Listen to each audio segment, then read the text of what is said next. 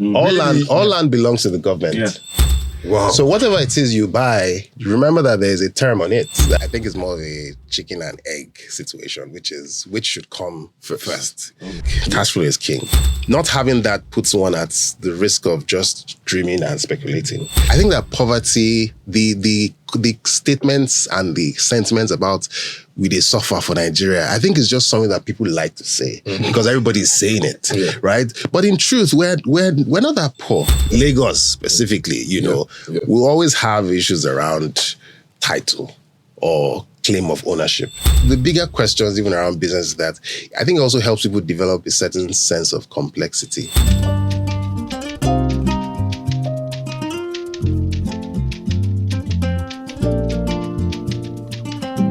In the current situation of the economy now, we want to actually pick which is the smarter decision to make right now. Buy land or start a business. And we have a chronic financial literacy delivery, if that makes sense,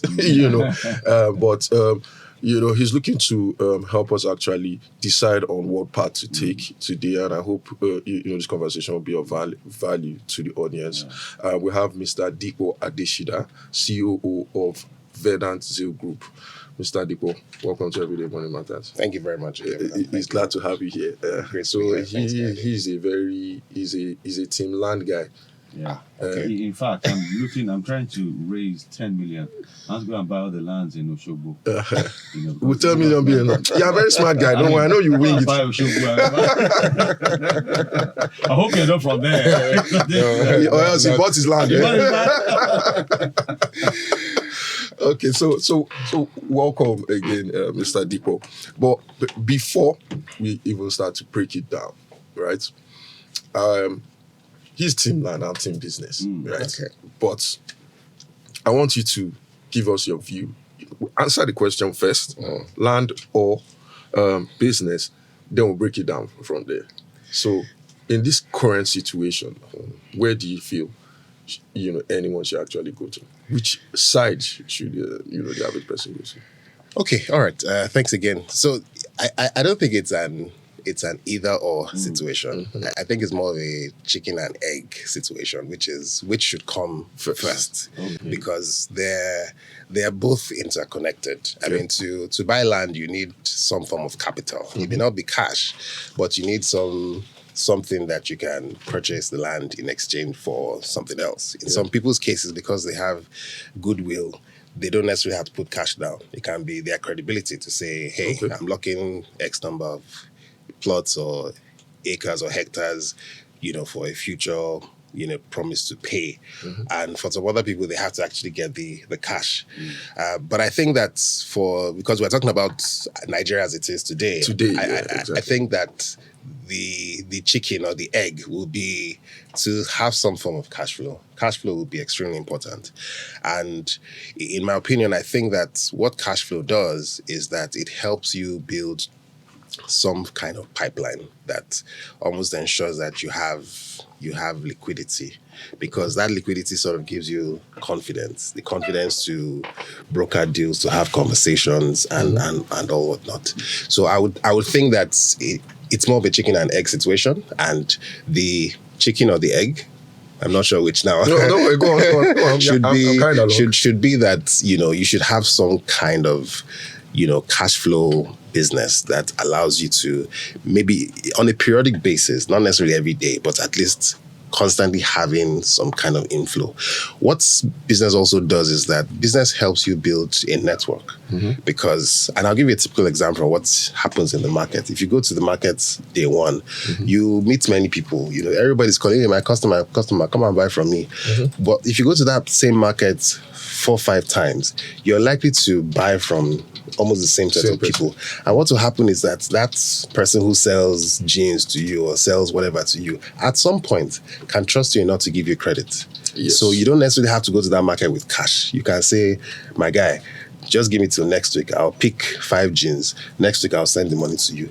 What business has done for you in that case is that it's giving you some form of credit or credibility, which you can then, again, the cash you're not paying in that instant, you can use it to do something else.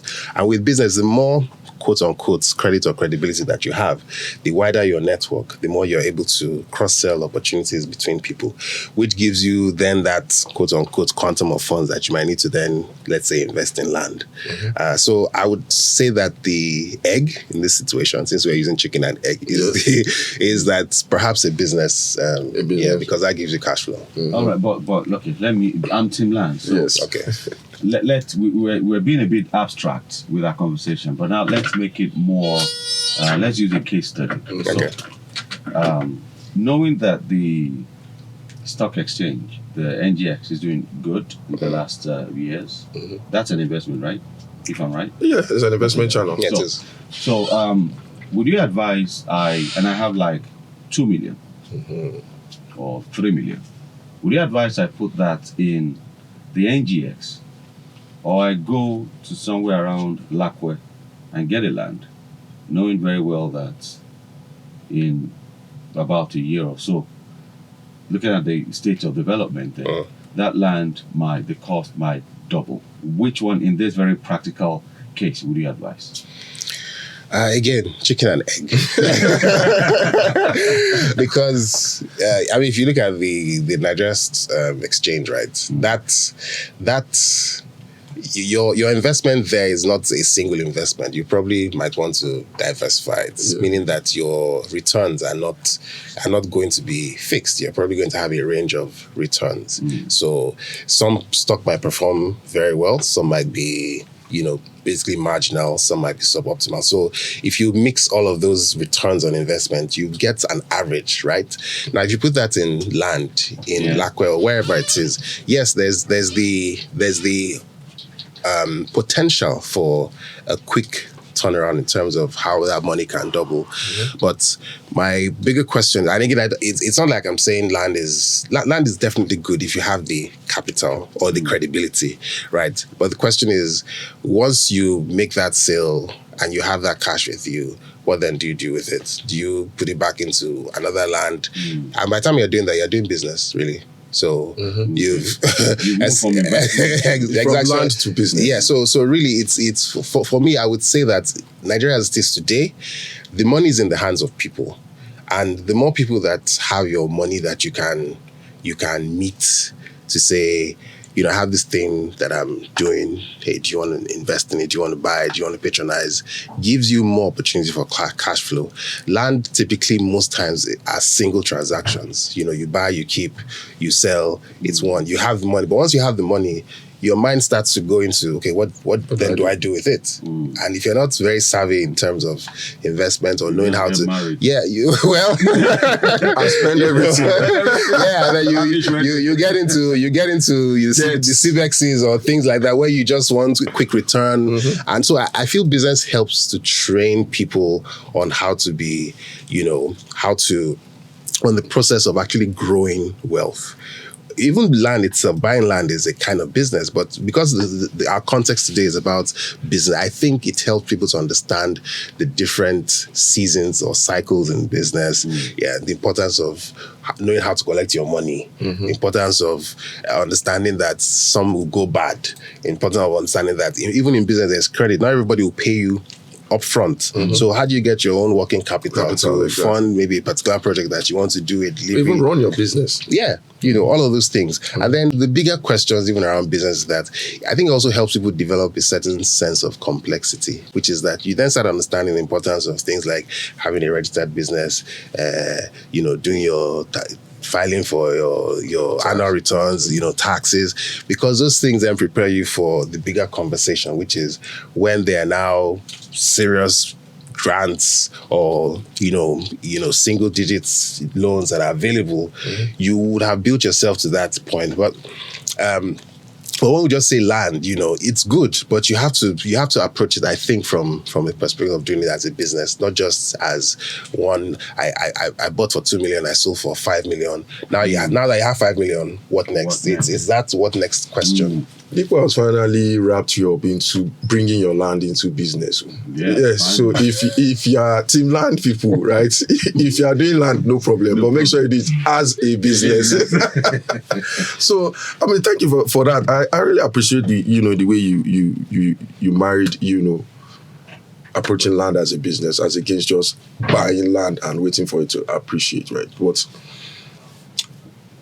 acquiring land now, for instance, comes with a lot of issues, all them what they call them, omoniles, and if you don't even fence your land, for instance, now you just abandon it, come back next year, somebody has fenced it and someone else has taken it. You understand? And also the likes of the risk of your house being demolished because the allocation is not, which you see every day. You understand? So for someone who is looking team land person, Team right? land, okay. How would you say? Let's still just focus on the state of the mind of the person that will pick the land, right? How would you advise the person goes about it really? So I would advise that because in everything, in business and investing, there are things they call the fundamentals. Yeah. So they are the first principles of everything. Verification. If you're going to do any kind of business or any kind of speculation, you need to be sure that what you're dealing with is authentic, right? Yeah. So issues around land in this context in Nigeria, in Lagos specifically, we'll always have issues around title or claim of ownership. They're real. They're not imagined. That you deal with an omonile is a fact. So to assume that because you've bought it in some place and you'll be shielded from those issues is like looking for fool's gold. One has to be sure that those things are covered. Now, there are hacks to it. Some of which is that you can now buy through a scheme, a program, maybe, and the developer already has. They've gone ahead, they've paid the price, they've dealt with all this. Yes, they faced all that for you, so you can do that. That also comes with its own risks. An added cost to it. Of course, there's a cost for it because someone is providing a service that you are enjoying. Or in some cases, they've already built the infrastructure like the roads, the drainages, the electricity. So if you're buying into that kind of thing, there's a cost connected to it. If you want to do it by yourself, then you need to be sure that you're ready to invest in the learning curve because dealing with omonile there's no playbook. There's no playbook for that. There's no playbook. You cannot determine the number of them that you'll be dealing with. You cannot determine books too. So that in itself comes with its own attendant attention to the business, and which is sort of maybe how we're going to land this session. That if you're going to do it, you have to think of it as a business. If you're doing anything as business, there's in the field of there's what they call the pestle analysis. So you have to think of the political environment, you have to think of the economic environment, the social environment, the technological advancements, the ecological impact, and the legal framework. All those things, all those things come to play. So even if it's land that you're doing, look at it through that prism to say, how am I able to deal? If you can't deal by yourself, then maybe make sure that you're in an ecosystem where those things have been dealt with, or they're at least actively dealing with them, so that you don't fall prey to. But clearly, land, especially in certain areas that have high growth potential, it shows great appreciation. Sometimes within a period of maybe 3 to 5 years, you can get almost 5 to 6 times the initial investment that you put in. But of course, you run it well, though. But there are always risks. There are risks to everything. I mean, the investment principle is high risk, high return. Low risk, low return. So if there's potentially very high return, there is also the potential high risk of losing it. Still trying to... Because I want somebody to get married. You said high risk, high return. Could marriage be an investment? Maybe we should even have it. We can bring this in. We can bring it in. It's still business, right? It's transaction. Marriage is an investment for life. It is an investment. You are the investment. You are the return on the investment. So it's crazy. And just to make... Sorry, as I say, marriage is the only place where they give you the certificate before you start.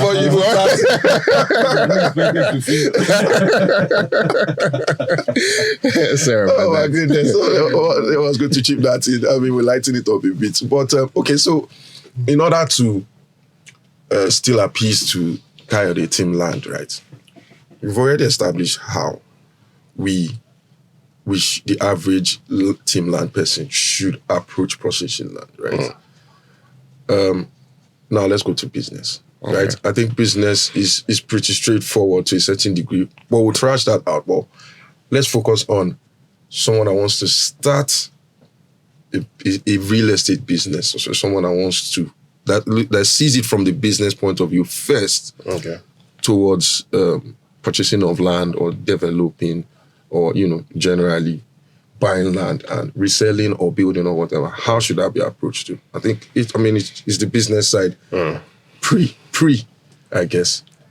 I don't know if that question makes sense. Well, yeah, I mean it does make sense, and we'll go back to chicken and egg, which is that if I see this as a business, then a few things must be in place. One is that there's an opportunity. There's clearly going to be a demand for it. Yeah. There is future growth potential, and then there is also one is also sure that the things that make for the risk factors are understood. Maybe not completely mitigated, but at least you understand. With land specifically, and in a place like Lagos, you have to be you need to know who the players are. All the government agencies that are responsible for land. Land housing policy. Yeah, all of them, and Lagos State has quite a number of them. Just a few days ago, I was watching. There's this guy Scott Iguma who calls out. Yeah. I was watching. I know he was on Arise TV, and then the Labka GM and one of the special advisors for special advice to the governor on something. The Lagos has what they call EGIS, so it's sort of a geographic mapping, system where they're trying to then make sure that once you put in the coordinates of your land, it will bring out who owns it, if there are any encumbrances on it. So if you're going into that kind of business, you need to be aware of what developments are happening. What's the government doing? What is the future plan for that space? Because you might all land belongs to the government. Yeah. Wow. So whatever it is you buy, remember that there's a term on it. That area, it might be a reserved area for greenery, for passage of water. Those things are important. Now, the government doesn't always have all its ideas at once. Sometimes a new government comes and says, okay, hey, we should do this. So when one has to be mindful of those things. And I think that in Nigeria, land ownership is maximum of 99 years. All land belongs to the government. Yeah. Wow. So whatever it is you buy, remember that there's a term on it, that at some point that clock is going to. So what do we then own? If after 99 years, you buy the land 2 billion and 99 years is. Well, 99 years is enough time to recoup your investment. So what about generational? I'm big on generational. Nigeria is not even 99 years. You can imagine. Before that time, your children will have sold the land or the property. My child, by the grace of God, when I build I'll say palace. Never say my child. I'll come back.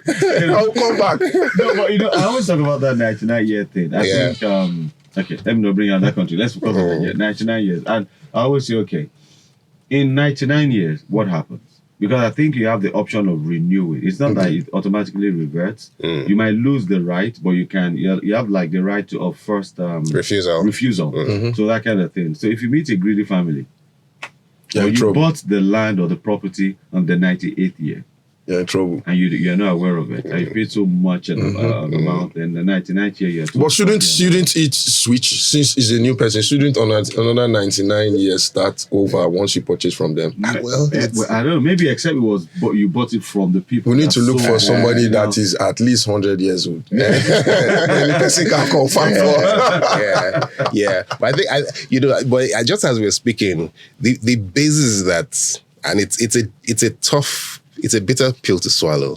All land belongs to the government. All land. Wow. So you can go to court and fight, but the government, if they want to do a railway, that railway will We'll talk about who's like what happened to the landmark. Yeah, we'll talk about whose ox got God later, but government owns all the land. So those are the risks that one has to be very mindful of. You might have a great plan, great layout, great everything, but the government owns all the land essentially.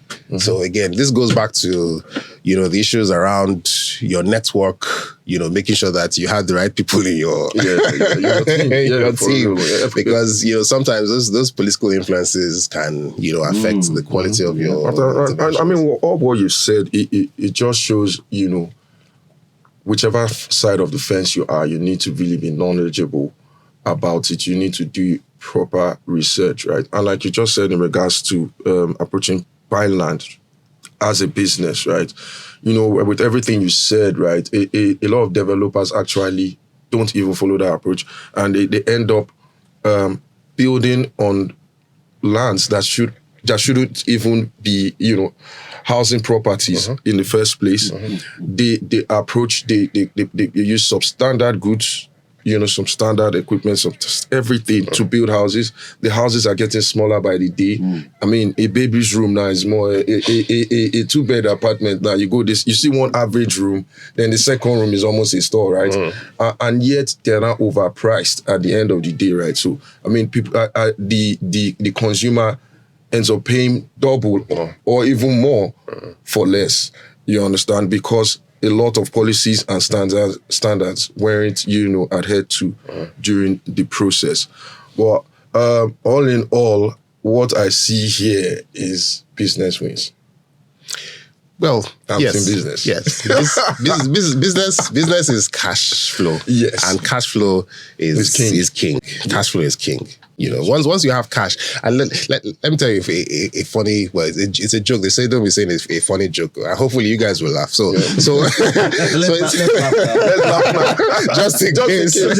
So there's a story of a gentleman who, the story about a gentleman who was looking for money to start a business, and he was in a park, and while he was there, a guy came and he met some guy who claimed to be John D. Rockefeller, and the guy said, "Oh, you need money for your business?" The guy said, "No, I'll give you the money." So he wrote a check and gave it to the guy. It was for $1 million, but he told the guy that only cash this check if you need the money. Okay, don't do it if you don't need it. So this guy takes that check and goes to start a business. He doesn't cash it.